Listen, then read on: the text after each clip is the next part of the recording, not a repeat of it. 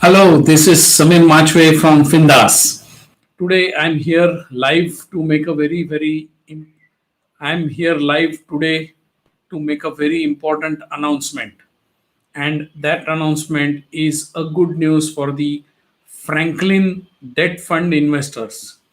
Yesterday itself, the Supreme Court has given the data on the voting exercise. All of you know that the voting exercise on the Franklin closure of six debt funds happened between 26th and 29th December last year, 2020.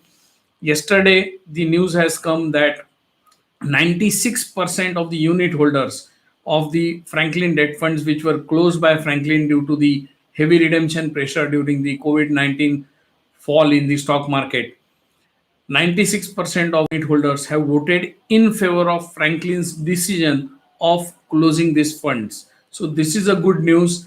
Why I say this is a good news is because now Franklin will be able to do a orderly closure of these schemes. That means the money in these schemes is given to some borrowers and they are returning the money from time to time. There is no panic because the orderly closure can be done and there would be no random selling in the secondary market. So that is the first good news. The second thing that we observe is the Indian investor has matured over a period of years, and this voting exercise has actually shown us how mature the investor has become. So that is a very good thing. They did not vote for a panic exit. They understood what is the problem and they are standing with the Franklin management, so to say, in a way, if you look at it. So this is how it is there.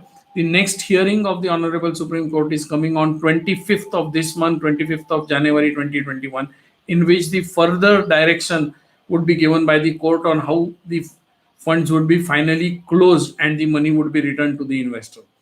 Just to give you an update, there are six schemes that were closed. Out of that, five schemes have got 9,190 crores of liquid money lying there, which is returned by the borrower from time to time. And this money can be immediately distributed to the unit holders.